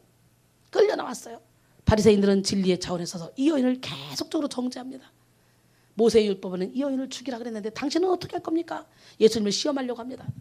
예, 그러나 예수님은 사랑의 차원에 서서 이 여인의 그 죄를 정죄하지 않습니다. 판단하지도 않습니다. 아무렇지도 않게 조용히 몸을 굽혀서 손가락으로 뭔가 씁니다. 그들이 묻기를 마지 않습니다. 쓰는데 일어나 다시 말합니다. 너희 중에 죄 없는가 돌로 쳐라. 죄 없는 자가 돌로 쳐라. 그리고 다시 몸을 굽혀 또 씁니다. 그 말을. 그들이 이 말씀을 듣고 양심의 가책을 느껴서 어른으로부터 해서 젊은이까지 다 돌멩이를 맥없이 던지고 그리고 도망가죠. 예수님께서 야, 너를 정죄하던 자도 어디 있니? 없는데요? 나도 너를 정죄하지 않을게.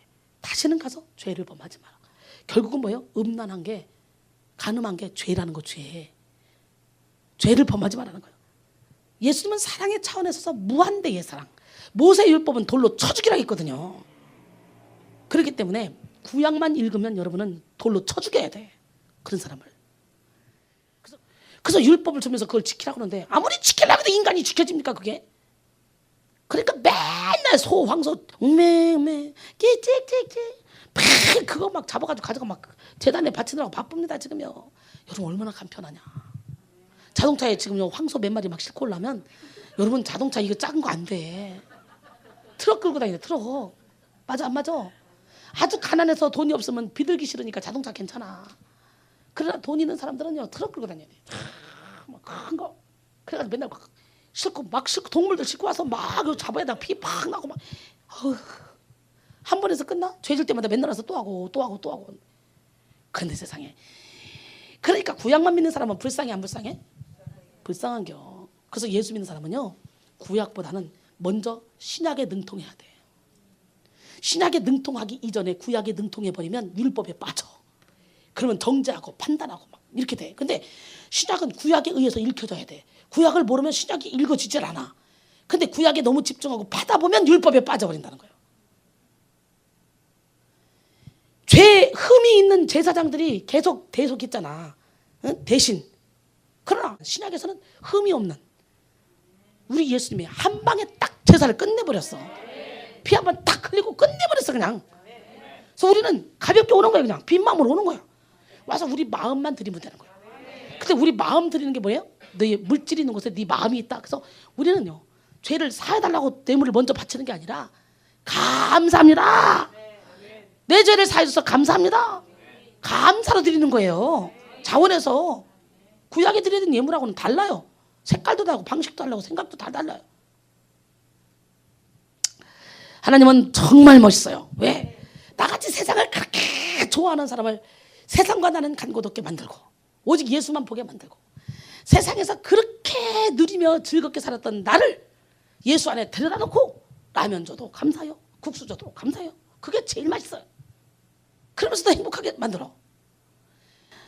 이 가늠한 여인처럼 죄를 짓고 주님 앞에 나오셨습니까? 죄책감과 수치심으로 가득 차 있습니까?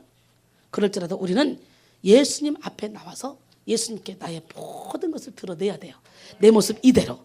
왜냐하면 악은 내가 숨기려 할 때만 힘을 쓸 수 있어요. 내가 나 자신을 포장하기 위해서 한 번 딱 포장하면요, 그때부터 그 악은 막 발동하기 시작해요. 계속 포장해. 그래서 한 번 거짓말하면 막 두 번, 세 번 거짓말하는 건 막 일도 아니야. 막 그러다가 거짓말이 눈덩이처럼 커져가지고 이제는 이만한 거짓말이 요만해져 버려. 그래서 악은 내가 숨기려 할 때만 힘을 쓸 수 있기 때문에 우리 여러분 절대로 악과 타협하지 말고 좀 쪽팔리더라도 나 잘못했어, 나 미안해, 그거 털어버려. 그게 여러분이 사는 길이야. 그게 여러분의 영혼을 살리는 길이야. 죄 지은 그대로, 수치스러운 모습 그대로 예수님 앞에 나오시기 바랍니다. 예수님은 여인의 죄를 용서하시고 새로운 삶의 길을 열어주셨어요. 그리고 여인을 죄에서 완전하게 해방시켜줬어요. 죄책감에서 완전히 해방시켜줬어요. 로마서 8장 1절로 2절 보니까 그러므로 이제 그리스도 예수 안에 있는 자에게 결코 정죄함이 없나니 이는 그리스도 예수 안에 있는 생명의 성령의 법이 죄와 사망의 법에서 너희를 해방시켰다 그랬어요. 난 여러분 보면 참 대단해.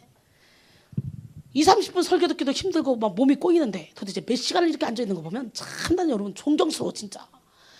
그 내가 항상 그래 설교하면서 야 진짜 나도 미친 사람이지만 아니 듣고 있는 사람들도 참 신기하다. 어떻게 이렇게 몇 시간을 그렇게 꼼짝도 안 하고 등받이도 없이 앉아 있을까. 이 등받이가 오히려 불편해. 여러분 은혜 받고 기름 부음 받는데 근데 어떻게 저러고 있을까 싶은데요, 성령께서 붙잡아주니까 씩 가는 거예요. 그냥 신기하죠. 예수 안에 있는 자는 왜? 그리스도 예수 안에 있는 생명의 성령의 법이 죄와 사망의 법에서 여러분을 해방시켰기 때문에 우리 모두 죄와 저주에서 자유케 하시는 예수님께 나아갑시다. 그 다음부터 실패로부터 자유입니다. 뭐로부터 자유? 많은 사람들이 과거에 실패해 또한 미래에 실패할 것을 생각하고 두려움에 매여 있습니다. 여러분 두려워하는 자도 불과 유황이 있는 곳으로 아주 던져버린다네. 두려워하는 건 죄가 아니라고 생각했죠? 두려움에는 형벌이 있다는 거예요. 여러분 두려움이 왜 두려워? 내가 나를 지키려고 하니까, 나를 보호하려고 하니까, 내가 나의 주인 되니까 두려운 거예요. 주님이 나의 주인이면 죽음이 와도 왜 두려워? 천국 가는데. 여러분 죽음이 두렵지 않으면 세상이 뭐가 두렵겠어? 그냥 두려울 게 없지. 그래서 자유인 거예요. 여러분 진짜 예수 안에 자유하면 사도 바울처럼 내가 차라리 육체를 떠나 주님과 함께 있는 그것이 낫다고 고백할 수 있게 돼요. 그 정도 가야 여러분이 사탄에게 밥이 되지 않습니다. 사탄이 흔들어도 넘어지지 않습니다. 많은 사람들이 이렇게 두려움에 실패에 죄책감에 매여 있는데 실패를 나쁜 것으로만 생각하고 실패를 부끄럽게 여기기 때문에 그러는 거예요. 실패는 성공의 어머니입니다. 그런데 실패했던 사실을 감추려고 하며 실패가 생기면 당황해합니다. 실패는 아무 가치 없는 것으로 치부되고 실패한 사람은 다시 도전할 의욕을 상실하게 됩니다. 그러나 실패보다 더 나쁜 것은 실패를 통해 배우지 못하는 거예요. 실패는 당연히 일어날 수 있는 것이며 실패할 것을 겁을 내 시도조차 하지 않는 것이 비겁한 것입니다. 실패를 두려워해서 아무것도 하지 않는 것보다 다시는 실패를 되풀이하지 않도록 분석하고 대응 방안을 마련하는 것이 훨씬 더 중요합니다. 미국 미시간주에 있는 MPW 박물관은 아주 희한한 곳이래요. 이곳에는 무연 담배, 무색 콜라, 스프레이식, 치약 등 그동안 연구 개발은 완료되었지만 결국에는 실패로 귀결된 수만여 점의 제품이 진열되어 있대요. 1965년부터 37년간 소비자들로부터 외면당해서 세상에 나오지 못한 제품들이 세계의 벽면을 둘러싸며 세워져 있다는 거예요. 세계의 벽면. 한마디로 말해서 실패 박물관이라고 할 수 있는데 처음엔 그다지 주목을 받지 못한 이곳은 지금은 코카콜라, 미쓰비시, P&G 등 거대 다국적 기업에서부터 중소기업까지 신제품 출시 전에 관계자들이 꼭 이곳을 거쳐갈 정도로 명소로 부상하고 있다는 거예요. 실패를 통해 배울 것이 많이 있기 때문에 그래요. 그 관계자들이 꼭 이곳을 거쳐갈 정도의 그런 명소로 부상하고 있다. 일본에서도 실패에 관한 자료 구축 바람이 막 불고 있대요. 정부 주도로 추진되고 있는 이 작업은 그동안 실패와 관련된 정보를 정리하고 실패 지식 활용위원회를 설립해서 과거의 실패 지식을 향후의 국가적인 활용 방안으로 전환하기 시작했습니다. 일본은 특히 기존의 낡은 조직 관행으로 인한 병폐가 대형 사고로 이어지면서 전면적으로 실패 연구에 나서게 됐어요. 그러나 이런 대형 사고를 겪으면서 전 일본 열도를 공포로 몰아넣었던 광우병 파동과 1995년 고베 대지진이 대표적인 사례인데요. 이런 대형 사고를 겪으면서 일본은 문제가 발생한 원인을 면밀히 분석해서 이에 대비할 수 있는 해결점들을 찾아내게 된 거예요. 이렇게 실패가 무조건 나쁜 것만은 아니에요. 그러나 사람들은 이 실패에 매여 삽니다. 특별히 완벽주의에 있는 사람은 실패를 용납하지 못합니다. 예수님은 1등 제자 베드로.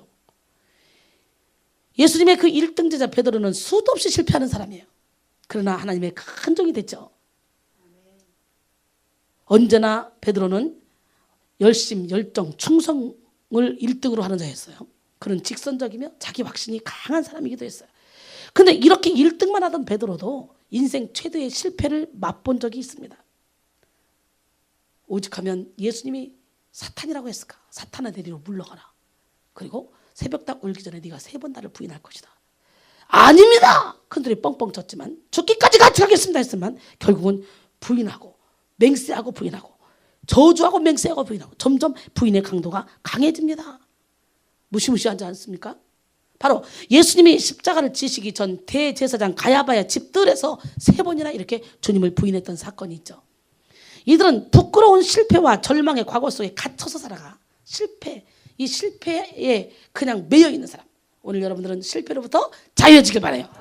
그러나 예수님은 과거를 들추어서 추궁하거나 질책하지도 않으셨어요.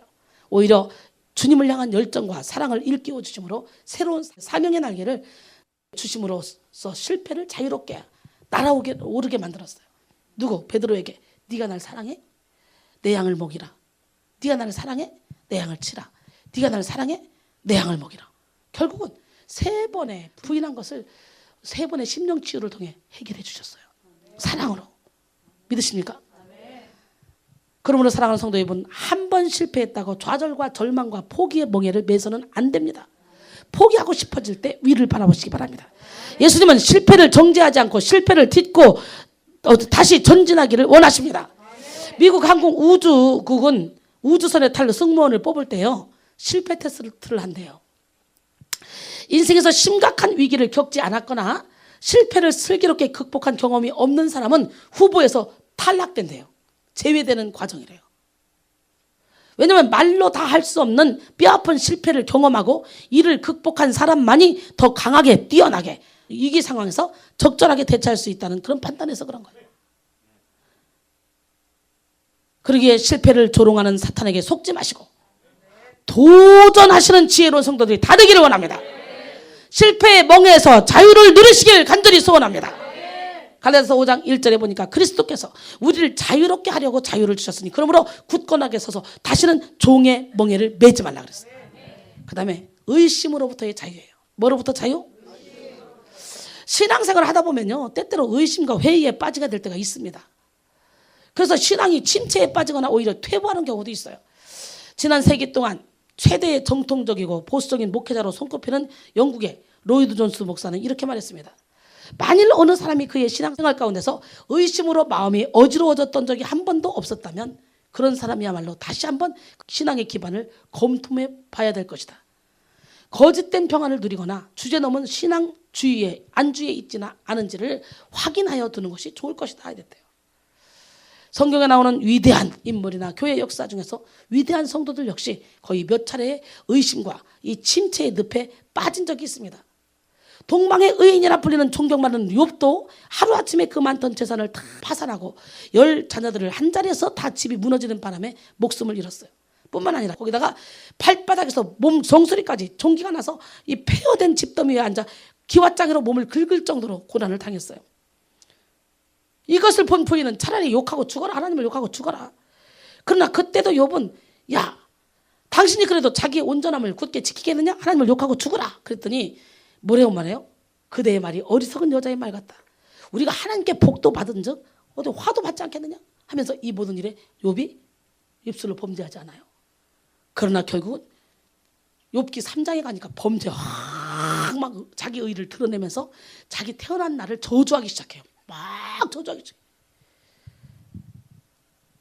사람은요 누구나 할 거 없이 자기는 의인이라고 생각합니다. 다 잘났고 내가 하는 게 옳다고 생각해요. 그러나 고난과 환난을 통해서 자기 실체를 확실히 보게 되고 나중에 욥이 내가 쓸데없는 말을 짓거렸다고 회개할 때까지 하나님 기다리게 하더라고요. 그래서 쓸데없는 말을 짓거려 내가 뭔 말했는지 나 모른다. 나는 죄인이다. 그렇게 고백할 때 하나님께서 확 욥의 삶을 다시 열어주셔서 갑절의 축복을 허락하더라고요. 믿으십니까? 예. 욥은 극한 상황 속에서도 처음엔 입술로 범죄하지 않았지만 시간이 흐르면 흐를수록 자신의 의를 드러내며 하나님을 의심했어요. 의심 많은 도마도 불신에 사로잡혀. 그래서 예수님의 손과 발을 만져보지 않고는 믿지 못하겠다. 아니 제자들이 직접 봤다고 다 말하는데 지 혼자만 나는 안 만져보면 모르겠다 그러는 거예요. 이렇게 의심 누구나 다 의심해봐. 그러나 도마도 결국은 예수님이 만져보라 그러잖아요. 의심을 해소시켜 주잖아요. 여러분 보세요. 세례요한이 야 보라 세상조리를 조공하는 어린 양이로다 막 그러면서 막 그는 흥해야 되고 나는 망해야 된다 막 그러면서 예수님을 그렇게 높였잖아요. 근데 저기 세례요한이 잡혀갔죠. 감방에서 뭐라 그래요? 제자를 불러가지고 당신이 진짜 메시아 맞습니까? 오실 그 일을 우리가 따로 기다려야 되는 거 아닙니까? 하면서 의심하기 시작해요. 사람은 고난과 환난이 오면 의심하기 시작해. 오늘 저와 여러분 예수 이름으로 이 의심으로부터 자유해지길 원해요. 아멘. 의심과 불신은 영혼과 마음을 파괴하는 병입니다. 성도의 신앙생활은 끝까지 믿음으로 사는 것입니다. 상황이 어렵다고 물러나면 안 됩니다. 믿음은 끝까지 믿어야 돼요. 믿음은 시작도 끝도 믿음이어야 돼요. 그런데 많은 성도들이 믿음으로 시작했다가 육체로 끝난다는 거지. 갈라디아서 3장 3절로 4절 보니까 너희가 이같이 어리석으냐? 성령으로 시작했다가 이제는 육체로 마치겠느냐? 너희가 이같이 많은 괴로움을 헛되이 받았느냐? 과연 헛되냐? 이렇게 말합니다. 우리가 의심과 불신에서 자유할 수 있는 길은 예수님을 나의 주인으로 모시는 거예요. 예수님만이 의심과 불신의 자리에 오셔서 분명한 믿음을 심어주십니다. 부활하신 예수님은 의심하는 도마에게 무조건 정죄하지 않았어요. 도마의 손가락으로 예수님의 몸을 직접 만져보게 하셨어요. 그리고 의심에서 자유케 하시기 위해서는 믿음으로 시작했다고 해서 상황이 곧 바뀌는 건 아니에요. 오늘 여러분들도 예수님의 옷자락을 만져보시고 옆구리에 손을 더 넣어보시고 그러고 싶잖아요. 오늘 이 시간에 하나님 내게 영의 눈을 열어주세요. 영의 길을 열어주세요. 예수님의 십자가를 볼 수 있는 눈을 열어주세요. 왜? 안 보고 믿는 믿음이 더 좋은 믿음인데 우리 인간은 도마처럼 다 의심이 많아서 이순이 안 보여줬어 봐. 절대로 안 믿습니다. 우리 멋쟁이 하나님, 기적의 하나님, 능력의 하나님 살아계십니다. 성령으로 시작했다가 육체로 마치는 어리석은 자가 되지 않기를 소원합니다. 예. 그래서 의심 가운데서 의심과 불신에서 자유케 되는 방법은 예수님을 여러분의 주로 모시는 거예요. 예. 그렇기 때문에 여러분 많은 사람들은 믿음으로 시작했기 때문에 상황이 곧 바뀔 것으로 생각하는데 믿음으로 시작했다고 해서 상황이 곧 바뀌는 건 아니에요. 믿음으로 시작했다고 해서 상황이 급 바뀌면 다 믿게 해. 믿음으로 시작했다고 내가 원하는 대로 상황이 바뀌는 것은 아니에요. 그러나 상황이 바뀌지 않아도 끝까지 믿음을 가지고 나가면 하나님께서 역사하신다는 거지. 히브리서 6장 14절 15절 보니까 이러시되 내가 반드시 너에게 복 주고 복 주며 너를 번성하게 하고 번성하게 하리라 하셨더니 그가 이같이 오래 참아 약속을 받았느니라 그래. 경수가 다 끊어져서 살아도 아브라함도 100세야. 근데 하나님이 이미 약속했기 때문에 약속한 걸 붙잡고 있었더니 가능성이 전혀 없는데도 불구하고 약속한 걸 붙잡고 있었더니 결국은 그 약속을 오래 참아 받아냈다는 거지. 그러므로 사랑하는 성도 여러분 상황을 보지 말고 주님을 바라보세요. 바울과 실라가 빌립보 감옥에서도 찬양할 수 있었던 것은 상황을 초월하시는 하나님 믿으십니까? 그 하나님을 바라봤기 때문에 그래요. 그래서 큰 점치는 여인을 귀신을 쫓아냈더니 그 점치는 여인을 통해 돈 버는 그 주인들이 억울해가지고 고발해가지고요. 누명 씌워서 감방에 들어가 시큰 두드려 맞고 감방에 들어갔단 말이야. 억울하잖아. 이씨 그리고 성질을 낼 수 있잖아. 근데 그 상황에서도 지금 내일 죽을지 모레 죽을지 몰라. 깊은 독에 가뒀다 그랬어. 근데 그 상황에서도 평안한 거예요. 찬양하고 기도하는 거예요. 그랬더니 옥토가 흔들리고 옥문이 흘리고 막 모든 묶인 것이 다 풀려요. 그래서 여러분, 우리의 환경은 사단이가 얼마든지 묶을 수 있고, 우리의 건강도 묶을 수 있고, 우리의 인간관계도 묶을 수 있고, 우리 모든 걸 사단이가 묶을 수 있지만요, 우리의 영혼은 절대로 사단이가 묶을 수 없어요. 사도행전 16장 25절 26절 보니까 한밤중에 바울과 실라가 기도하고 하나님을 찬송하며 죄수들이 듣더라. 이에 갑자기 큰 지진이 나서 옥토가 흔들리고 문이 다 열리며 모든 사람의 매인 것이 다 벗어진지라. 신기하죠? 이순이 하나가 이렇게 발바닥 불나고 체력이 딸리고 막 죽을 지경이야. 그런데 여기서 막 열정적으로 설교를 하면 여러분 각 사람의 묶였던 것이 확 풀리면서 사람들이 막 자유하고 기쁘고 행복하고 즐거워지고 미친 사람처럼 행복해지잖아. 10시간씩 자도 피곤했던 몸이 요즘 몇 시간만 자도 막 몸이 날아갈 것 같고. 어때요 여러분 지금? 그죠? 신기하고 놀라운 일이 벌어지죠. 그 다음에 여러분, 우리가 어떤 상황에 있든 하나님을 의심하지 않고 주님을 찬양할 때 우리는 자유를 얻게 됩니다. 나뿐만 아니라 내 주변에 있는 모든 사람들도 어떻게 해요? 나의 그런 믿음을 보고 하나님께 영광을 돌리게 됩니다. 그리고 그들의 결박까지도 풀어주는 기적의 주인공이 되기를 소원합니다. 그 다음에 어긋난 관계로부터의 자유예요. 기독교 신앙은 십자가의 사랑입니다. 즉 하나님과 나와의 관계와 이웃과 나와의 관계가 모두 포함되는 것이 십자가죠. 어떤 사람은 작대기만 들고 다녀.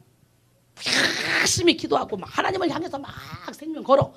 그런데 이웃하고는 관계가 없어. 그래서 어떤 기도는 엄청나게 능력 있는 기도원이래. 그 기도원에 오는 사람들은 방석을 쫙쫙 자기 거 갖다 놓고 거기다 자리를 맡아놓고 누가 옆에 딱 침범을 하면 막 밀어내고 소리를 지르고 눈을 긁고 막 싸운대. 그 뭐냐? 황당하지 않아요? 그게 무슨 기도하는 사람들이야 그게. 그 내가 아이고 별일이다. 그래서 우리 영혼의 쌤에서는 손님을 최우선시해라. 항상. 아멘? 손님이 최우선이 돼야 돼요. 식구들이 아무리 안 들어가잖아요. 새로운 손님들을 VIP로 딱 모셔야지. 식구들끼리 뿡짝 딱 맞춰가지고 의자 앉을 게 딱 갖다 놓고 식구들끼리만 거기 딱 앉아있고 손님들은 저기다 팽개치고 이러면 사람 안 와요. 오히려 손님들을 그 자리에 딱 편한 자리에 앉히고 그러면서 손님들을 위주로 이렇게 새로운 사람들 위주로 이렇게 싸고 가야 돼요. 여러분, 기독교 신앙은 십자가의 사랑이에요. 그래서 하나님은 사랑하는데 이웃은 사랑하지 않는 것은 작대기 신앙이에요. 옆 사람 말하면서 당신은 혹시 작대기 신앙은 아닙니까? 막 작대기만 들고 다녀.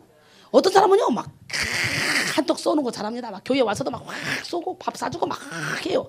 나한테도요 막 물질 심고 막 밥 사주고 잘해요. 근데 하나님께 헌금은 10,000원이야. 하나님께 헌금은 10,000원 이상 안 넘어가. 돈 많은 사람들이. 왜? 사람에게 잘 보여서 인정받으려고. 그러니까 하나님보다 이순이가 더 우선인 거예요. 이거 밥맛이에요. 또 어떤 사람은 하나님께는 막 생명 거는데 주의 종이 먹으면 사람하고 전혀 관계없어. 이 모두가 다 작대기 들고 다니는 거예요. 오늘 작대기 들고 다니지 말고 십자가 들고 다녀. 오늘 작대기만 있는 사람들을 여기다 빨리 간다. 다 붙여. 어? 이것만 있는 사람 이거 붙이고 이것만 있는 사람 이거 붙이고 십자가를 들고 다녀야 돼. 참 멋쟁이 하나님 기적의 하나님은 살아계셔요. 세상에 베드로도 감방에 갇혔는데 야고보를 죽였는데요 막 사람들이 좋아하는 거예요. 그래서 베드로도 죽이자고 잡았는데 6월절이야 마치. 그래가지고 베드로를 감방에 놔뒀는데 막 교인들은 막 기도를 하는 거예요. 베드로를 위해서 기도를 하는 거예요. 근데 내일 잡아야지 했는데 이게 웬일이야? 베드로가 깊은 잠에 빠졌어. 아니 지금 내일 죽을지 모레 죽을지 모르는 베드로가 자요. 그것도 깊이. 여러분 잘 수 있어? 이게 영혼의 평안함이라니까. 그랬더니 누가 책임져? 주책이야. 그래서 그게 옆 사람아 주책이야. 당신의 삶은 주책이야. 자고 있는데 천사가 오더니 야 신발 일어나. 벌떡 일어나. 야 허리 디뎌. 야 겉옷 입어. 신발 신어. 그러니까 막 얼마나 편하게 잤어. 막 허리띠도 풀고 막 겉옷도 벗고 신발도 벗고 감방에서 지금 내일 죽을지 모르는데. 근데 얼마나 심하게 깊은 잠이 들었는지 이게 환상인지 꿈인지 생신지 몰라. 야, 멋지지 않습니까? 염려 걱정 근심 없는 거예요. 그냥 자는 거야. 막 죽으면 정부하지 마. 아직 가면 그때 천사가 와서 막 끌고 야 문이 척척척 열려 막 따라가. 한참 따라가다 보니까 이게 진짜야 가짜야? 이게 가짜야? 그러다 보니까 진짜 생시야. 하나님이 끌어내면 다들 짝 없어. 묶였던 모든 것에서 자유해지길 바라요. 할렐루야. 그래서 우리가 땅에서 매면 하늘에 매이고 땅에서 풀리면 하늘에 풀린다 그랬으니까 땅에 매였던 모든 것을 다 푸는 기적의 역사가 일어나기를 원합니다. 하나님께서 하늘문을 열어놓으면 다들 짝 없어요. 다윗의 열쇠를 가지시니까 빌라델비아 교회를 향해서 열어놓으셨잖아요. 닫을 사람이 없다 그러잖아요. 왜? 작은 것을 가지고도 충성을 했다는 거예요. 그러니까 충성하고 싶은데 돈도 없고 능력도 없고 아무것도 없어. 아니, 우리 하나님은 작은 능력을 가지고도 열심히 내 말을 듣고 나를 배반치 않았다. 그러기에 내가 너에게 열린 문을 두었다. 아주 작은 능력 가지고도 하나님 보시기에. 그래서 하나님은요 과부의 두 렙돈을 귀하게 여기는 거예요. 부자가 많이 내는 것을 많이 냈다고 하는 게 아니라 과부의 두 렙돈을 가장 많은 연보를 했다는 거예요. 할렐루야. 예. 여러분 특별히 교회 안에서 형제 자매와는 관계가 더욱더 중요하죠. 예수님의 피값으로 한 몸을 이룬 공동체이기 때문에 그래요. 그래서 형제들아 내가 우리 주 예수 그리스도의 이름으로 권하노니 모두가 같은 말을 하고 너희 가운데 분쟁이 없이 같은 마음과 같은 뜻으로 행하라 그랬어요. 아멘. 예, 기적의 하나님은 누구 편? 우리는 죽음에서도 우리를 자유케 하시는 예수 그리스도를 바라봐야 돼요. 예수님은 나사로를 죽음에서 살리시려고 사람들에게 돌을 치워라, 묶인 것을 풀어줘라 말씀했죠. 그러니까 세상 사람들은 죽음에 있는 사람들이에요. 무덤에 있는 사람들, 이미 살았다나 죽은 자들. 우리는 그들을 전도해서 데려와야 되죠. 그러니까 주님이 뭐래요? 세상 사람들을 여기서 끌어내는 것이 돌문에서 나오게 하는 거예요. 그 돌문을 치우는 건 누가 해요? 우리가 해야 되잖아요. 우리가 전도를 해서 데리고 와야 된다는 거지. 그럼 주님이 그들을 구원시켜주는데 구원시켰지만 온전한 구원이 아니지. 묶여있는 거지. 돌문을 옮겨놔라. 나사로야 나와라. 나왔어요. 풀어놓아 다니게 하라. 이거 누가 해야 돼? 우리가 해야 되는 거예요. 돌문을 옮기는 것도 우리가 해야 되고 살리는 건 주님이 하시지만 풀어놓아 다니게 하는 것도 우리가 해야 돼. 그러니까 애굽에서 돌문을 옮겨서 전도해서 여기까지 데려다 왔어. 근데 다 묶여있단 말이에요. 이거 지금 책임 누가 져야 돼?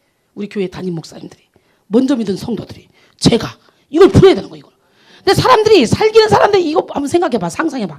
나사로가 살긴 살았는데 묶여가지고 동인체로 나와가지고 이렇게 앉아있어봐. 이게 사는 거예요, 죽은 거예요? 아무것도 못해, 아무것도. 사람들이 무서워서 다 도망다녀. 맞아 안 맞아? 풀어놓아 다니게 해야 되는 거예요. 우리는 묶임에서 자유하기 위해 우리가 해야 할 일이 있음을 인식해야 하고 오늘 그 일을 해야 돼요. 아멘. 우리는 주님과 막혀있는 인생의 돌을 치워야 돼요. 그리고 묶인 것을 풀어주어 다니게 해야 돼요. 먼저 우리 영혼의 결박을 풀고 다른 사람들의 영혼의 결박을 풀어줘야 돼요. 여러분 모두 주님께서 우리에게 맡겨주신 영혼들의 결박을 풀어줄 수 있는 영적 안내자가 되기를 바랍니다. 결론적으로 우리는 인생을 살아가면서 수많은 것들에 매여 있다는 거지. 육신의 정욕, 안목의 정욕, 이생의 자랑에 묶여가고 과거의 상처에 매여 살고 수많은 것들에 매여 살아. 하지만 예수님은 우리를 자유케 하려고 오셨어. 죄감으로부터 자유, 실패로부터 자유, 의심으로부터 자유, 모든 어긋난 관계로부터 자유, 물질로부터 자유. 오늘 본문에서 보았듯이 예수님은 18년 동안 18년 동안 귀신 들려 질병을 앓던 여인을 고쳐주셨어요. 단지 병만 고쳐준 게 아니라 악한 영에게 묶여있던 모든 것에서 자유함을 줬어요. 그렇습니다. 18년 동안 여인을 묶었던 질병이 떠나가듯이 긴 세월 동안 우리를 묶고 있던 모든 문제에서 자유함을 누리는 시간이 되길 원해요. 예수 이름으로 그들을 풀어주는 그런 기적의 주인공들이 다 되길 원합니다. 큰 소리 따릅니다. 주 여호와의 영이 내게 내리셨으니 이는 여호와께서 내게 기름을 부으사 가난한 자에게 아름다운 소식을 전하게 하려 하십시오. 마음이 상한 자를 고치며 포로된 자에게 자유를, 갇힌 자에게 노임을, 슬퍼한 자에게 위로와 기쁨을 주려 하심이라. 기적의 하나님, 능력의 하나님이 오늘 여러분에게 기름을 부어주면 이런 기적이 일어나요. 그러니까 주님 이 손 좀 잡아주세요. 주님이여 이 손을 꼭 잡고 가시옵소서. 꼭 잡고. 그래서 우리가 손 드는 게 봐요. 이 손님 잡아주세요. 안 잡으니까 빨리 잡아주세요. 잡다가 봐요. 우리가 옛날에 말, 배 이런 거 있었죠. 막 쌀 팔고 막 콩 팔고 하려면 넣잖아. 근데 이렇게 살짝 부으면 요마지 들어갔다가 막 흔들면 쑥 들어가지. 주님 잡아주세요.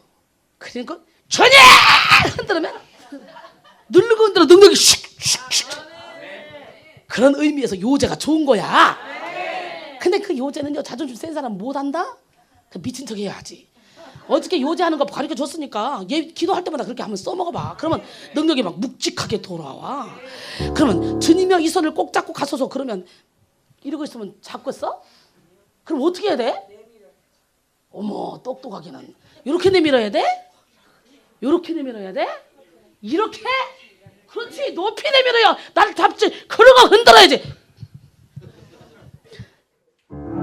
주님이여 이 손을 꼭 잡고 가소서. 약하고 피곤한 이 몸을 폭풍우 흑암속 배치사 빛으로 손잡고 다니고 있었어.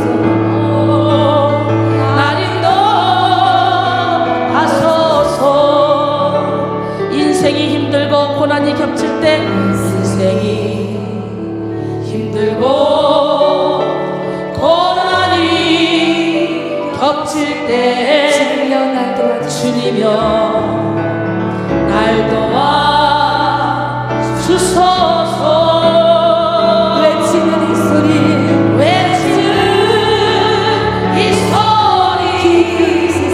귀 기울이시사